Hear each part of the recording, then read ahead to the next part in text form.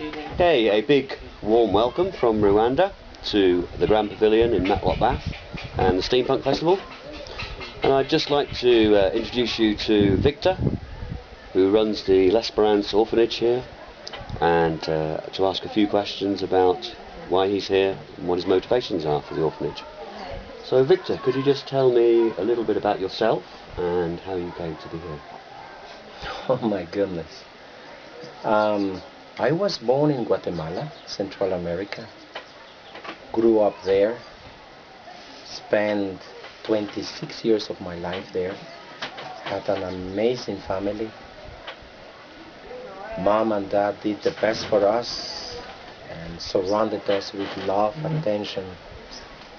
A very privileged kid. Went to the best schools of my country, best university of my country. After finishing agriculture engineering, went to Switzerland to get my PhD.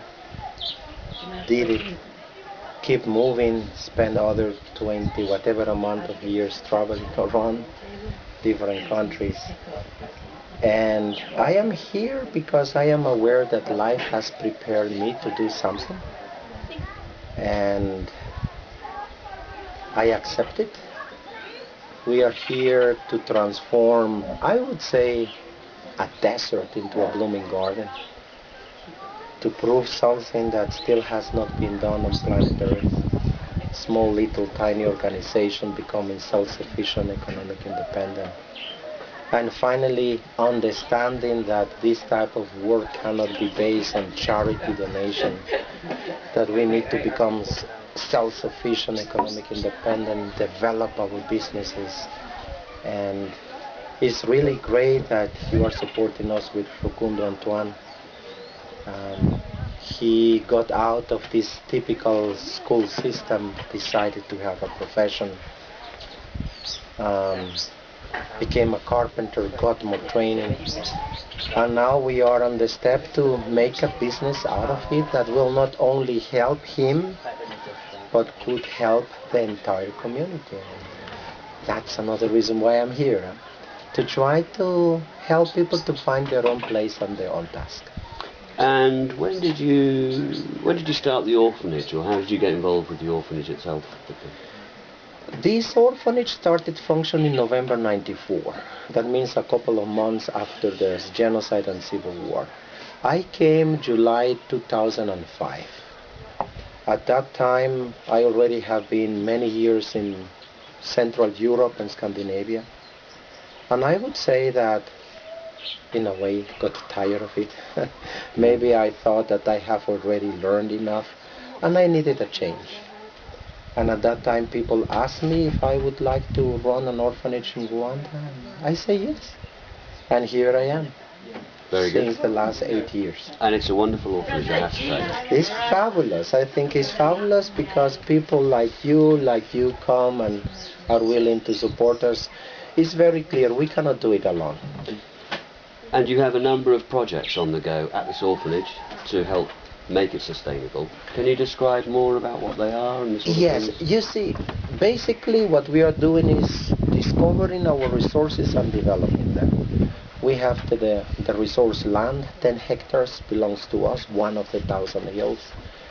Happen to be that I am an agriculture engineer and I know a little bit about agriculture. And in that property we developed the largest fruit production of the entire country in a relative short period of time with very low budget. This is the basis to develop an export business. We are getting technical support from the Johnson Space Center, NASA, from the German Technical Cooperation. We are aiming to build a fruit processing hall, dry fruit, process juices, jams, snacks, pack them, export them.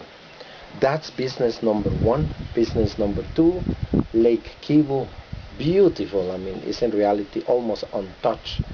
And there we are aiming to build one of the best eco-lodges of the region with very high environmental standards, a lot of outside activities like hiking, kayaking, sailing, horse riding, everything with intention to produce money, and invest our profits for the educational needs of children. Send them to school, send them to university. I think that's what Rwanda needs. A better education, the possibility to go to school, yes. And I know that whilst we're here, we're sort of helping with that particular project in terms of painting the boats that we're going to be using as part of that eco-lodge. But can you also tell us a little bit more about the future of the orphanage and where you see that going and how you see it developing? You see, since we started, the main idea was to develop a self-sufficient, long-term, efficient orphanage. That's the reason why we are here. And we are doing that, developing infrastructure, improving life quality of everyone here. It just happened to be that recently the government of Rwanda decided that there should not be orphanages in Rwanda anymore. And now we need to adapt, to be very flexible. And our idea is to not be an orphanage anymore. We are not allowed to be it anymore. Not to be an NGO, but transform all what we have here into a social business. That means function with that mentality. We are here not for charity, for donations. We are here to produce money, to be efficient, effective.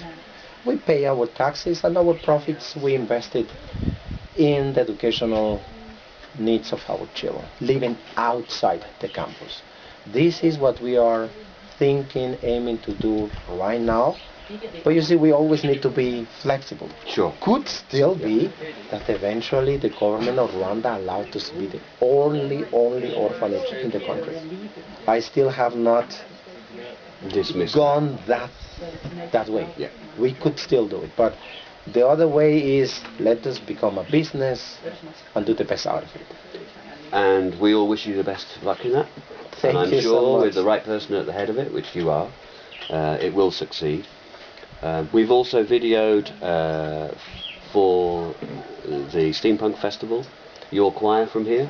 Yes. And we hope you enjoy their singing for the next few minutes. So, and by the way, every single song is originally from them. Text, melody. 2 of their cities went to space. Who can say that? Astronauts took the cities while listening to that music in the International Space Center. That means, please enjoy it. Enjoy.